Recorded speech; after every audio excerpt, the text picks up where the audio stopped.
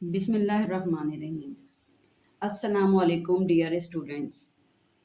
मेरा नाम डॉक्टर सैयदा जबीन ज़हरा है और आज हम चैप्टर 6 का आगाज़ कर रहे हैं कि जो इंटीग्रेशन से मुताल्लिक है।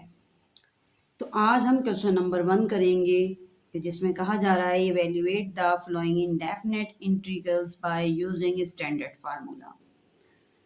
अब आपको पहला क्वेश्चन नज़र आ रहा होगा कि ये साइन ऑफ इंटीग्रेशन है, इंटीग्रल का साइन है ये, और ये 9x की पावर 5 dx दिया हुआ है।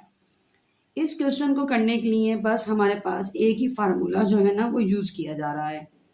पहले तो हमें इस क्वेश्चन में ये देखना है कि जो भी चीज़ें कांस्टेंट है वो इंटीग्रल से बाहर आ जाएंगी। तो पहला स्टेप हमारा ये होगा कि हम 9 को बाहर ले आएंगे क्योंकि वो हमारे पास कांस्टेंट वैल्यू है और x की पावर 5 dx अंदर रहने देंगे। अब आपको दिख रहा होगा कि ये जो है ना ये पूरा फार्मूला बन रहा है। फार्मूला क्या है इसका, अब आप इधर लिख भी सकते हैं कि यूजिंग फार्मूला।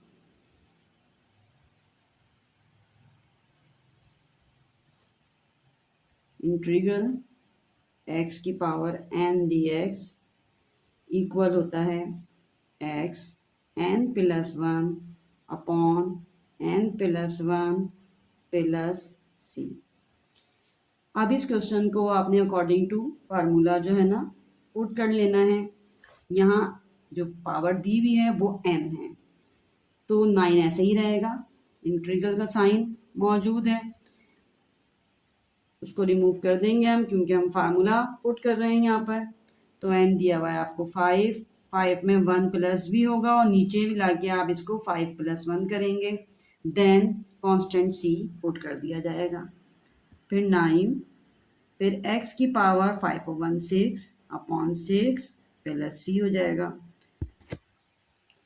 तो यहाँ हमने 3 के टेबल से जो भी वैल्यू कट रही होगी, जिस टेबल से कट रही होगी वहाँ हम काट देंगे। तो 3 2 ज़ा 6, 3 3 ज़ा 9।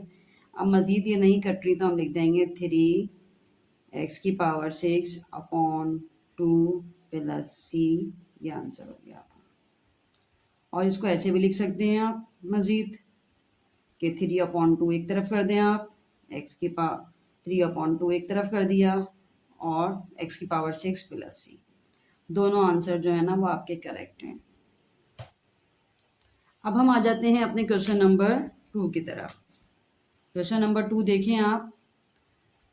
इंटीग्रल दिया हुआ है, इंटीग्रल 15/x की पावर 3 dx। इस क्वेश्चन में हमारे पास पहले तो हम ये देख लेंगे कांस्टेंट क्या वैल्यू है। कांस्टेंट तो हमारे पास 15 है। 15 हमने बाहर निकाला, 15 रिमूव हो गया तो यहाँ 1 मौजूद है, x की पावर 3 dx आ जाएगा। अब ये हमारा फार्मूला बन गया, 15 ऐसे ही रहेगा। एक स्टेप इसमें और कर देंगे हम क्योंकि हमारे पास x की पावर क्यूब नीचे दिया हुआ है। हम इसको क्या करेंगे, ऊपर ले जाएंगे, ऊपर लेके जा सकते हैं हम, तो हो जाएगा x की पावर -3 dx। अब हम आसानी से इसमें फार्मूला पुट कर देंगे कि 15 x की पावर -3 प्लस 1 अपॉन -3 प्लस 1 और प्लस का कांस्टेंट c।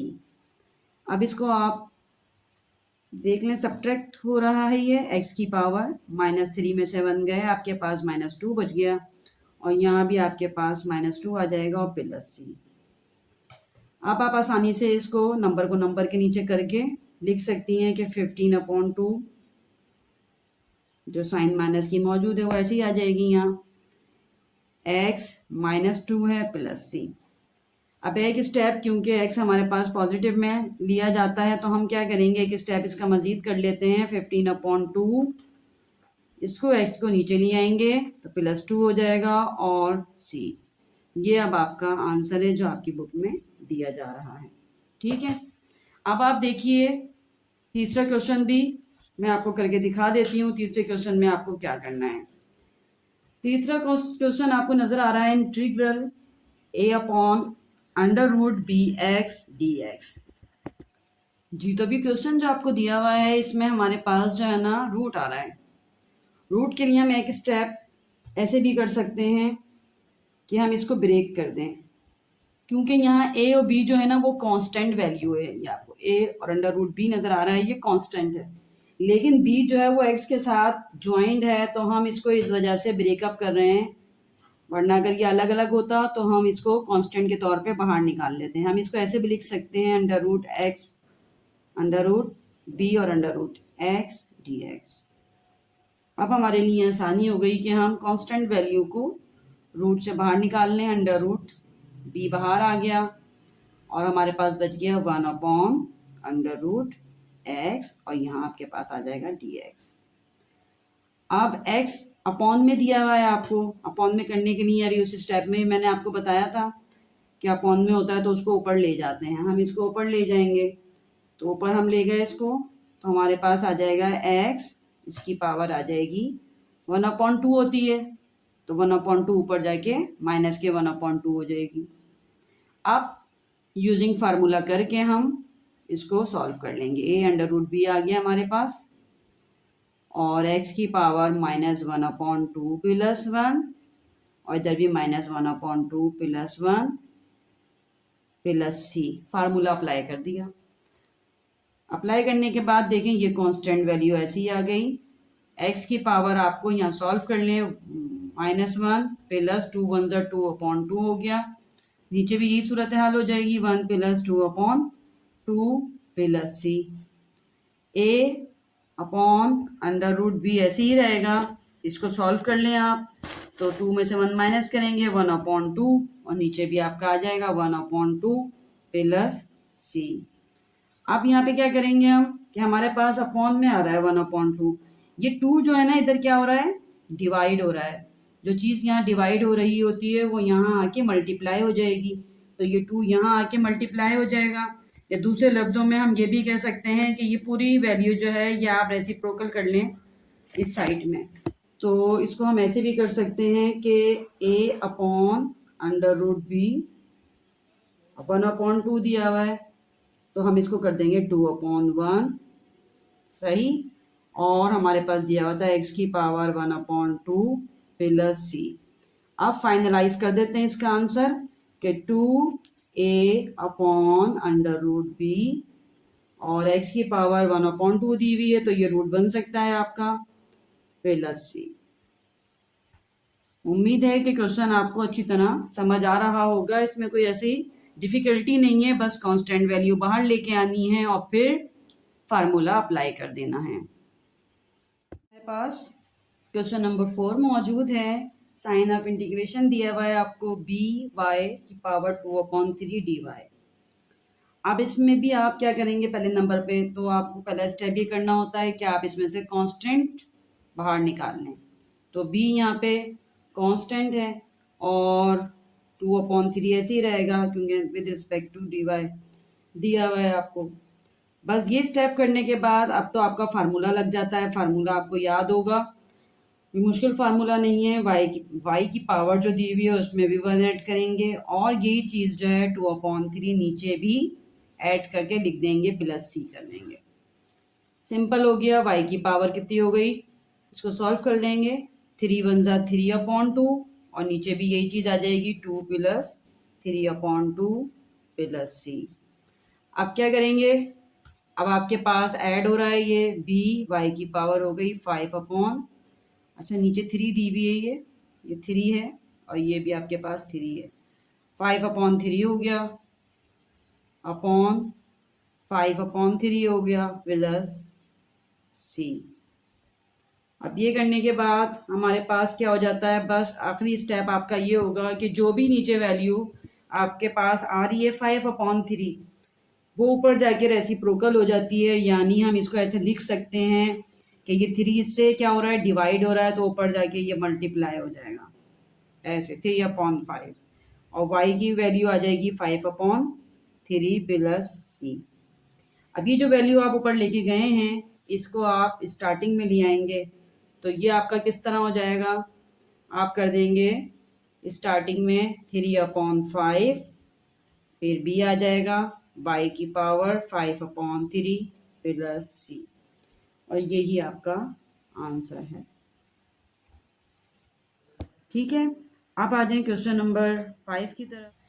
जी, तो अब हमारे पास क्वेश्चन नंबर 5 दिया हुआ है कि integral 3x² minus 9x plus 5 एक ब्रैकेट में आपको दिया है dx।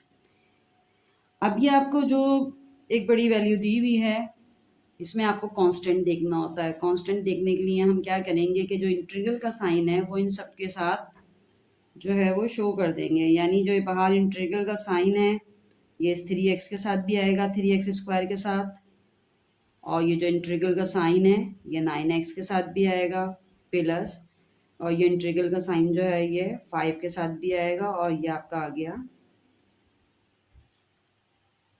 इधर हम ब्रैकेट लगा देते हैं dx।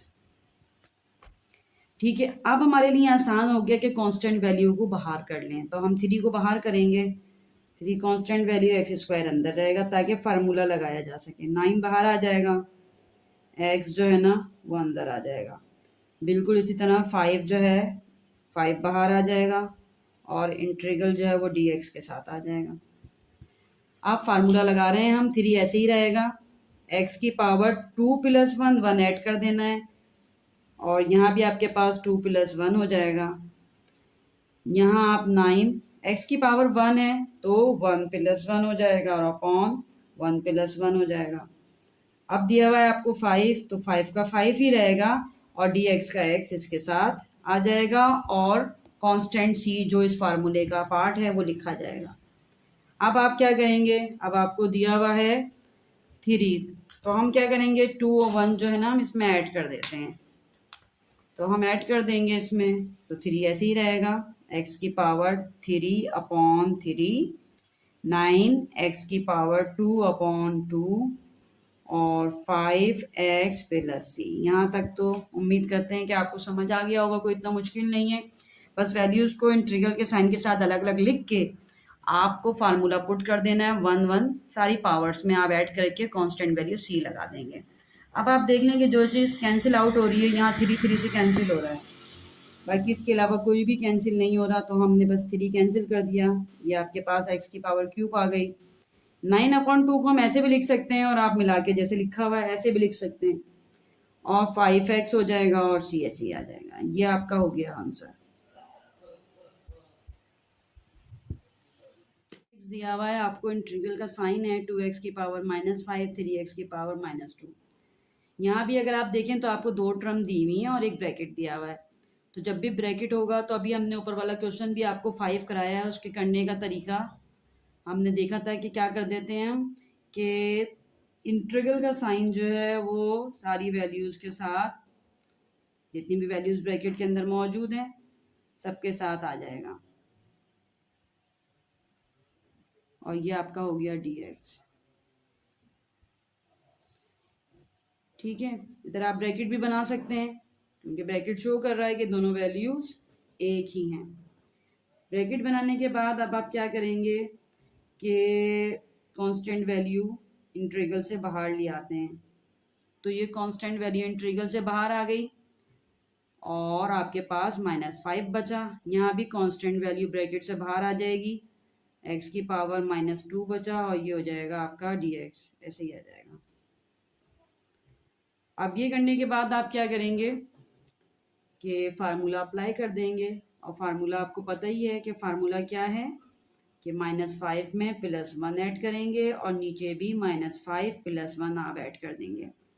ठीक है, +3 ऐसे ही रहेगा, x की पावर -2 + 1, और इधर भी आ जाएगा -2 + 1 और +3 आ जाएगा। यहाँ तक करने के बाद सिंपली हो गया है कि आपके पास -5 + 1 -4 हो जाएगा, और नीचे भी -4 आ जाएगा, और इसी तरह 3x की पावर -1 हो जाएगा, और नीचे भी आपके पास -1 आ जाएगा +c। अब आप यहाँ देख रहे हैं कि ये 2 और 4 दिया हुआ है, तो ये कैंसिल आउट हो सकता है, तो 2 1 ज़ा 2 2 2 ज़ा 4 कर देंगे हम, तो आ गया माइनस का 1/2, ऐसे भी लिखा जा सकता है -4। और अगर आप यहाँ देखें तो ये आपको दिया हुआ है 3x की पावर -1, और नीचे आपको दिया हुआ है -1। अगर हम देखें तो ये माइनस जो है ना इस प्लस से क्या हो रहा है, मल्टीप्लाई हो रहा है, तो प्लस माइनस माइनस हो जाएगा। 3 हम ऊपर छोड़ देते हैं, ये आपका माइनस है पावर, माइनस को प्लस बनाने के लिए हम क्या करते हैं, नीचे ले आते हैं उसको, तो x हम नीचे लाएंगे +1 हो जाएगा, +1 लिखी नहीं जाती, लिखना चाहें आप लिख दें, ये हो गया। अब जो हम तो बस अब हम देखिए यहाँ भी साइन प्लस बनाने के लिए उसको नीचे लेके आए हैं, तो यहाँ भी हम उसको नीचे लेके आ जाएंगे, तो आपके पास आ जाएगी पावर +4 और यहाँ 3 की पावर x + c। यहाँ आपका ये आंसर जो है ना ये कंप्लीट हो जाता है। इसके बाद आप कुछ नहीं करेंगे, इसमें जो पावर माइनस में दी हुई थी उसको बस नीचे लाके प्लस कर लेंगे। तो इसको हमने प्लस बनाया, फिर इसको प्लस कर दिया। यहाँ आपका ये क्वेश्चन जो है ना क्वेश्चन नंबर 6 मुकम्मल हो जाता है। उम्मीद करते हैं कि आपको चीज़ें जो है ना वो क्लियर हो रही होंगी। जो चीज़ क्लियर नहीं है उसके लिए हमें कमेंट कीजिए, हम आपका जो है ना जवाब देंगे और आपको सेटिस्फाई करेंगे।